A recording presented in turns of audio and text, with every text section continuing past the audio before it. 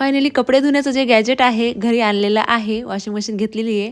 आणि प्रक्षिताचं ना आज ॲन्युअल डे फंक्शन होतं. जी एवढी शांत दिसणारी मुलगी असा काही परफॉर्मन्स करत होती. व्हिडिओच्या लास्टला पूर्ण डान्स टाकलेला आहे. तर प्रक्षिताच्या आज ना हेअर कर्ली करून द्यायचे होते. तिथे बराच वेळ गेला माझा. आणि मग प्रक्षिता, प्रियान आणि तिचा मामा हे गेले स्कूलमध्ये. आणि आता मला व्हिडिओ करायचा होता वॉशिंग मशीनचा. फुल व्हिडिओ पण मी चॅनलवरती अपलोड केला. त्याच्यामध्ये सांगितले किती केजीची मशीन आहे, कुठल्या कंपनीची घेतलेली आहे आणि बऱ्याच अशा गोष्टी शेअर केल्यात. तर ब्लॅक कलरमध्येच मी जास्त करून इलेक्ट्रिक वस्तू जे आहेत ते सिलेक्ट केलेले आहेत. म्हणलं एकच कलर ठेवूया आपण आणि घराला एक सिलेक्टेड कलर असला की छान पण दिसतं.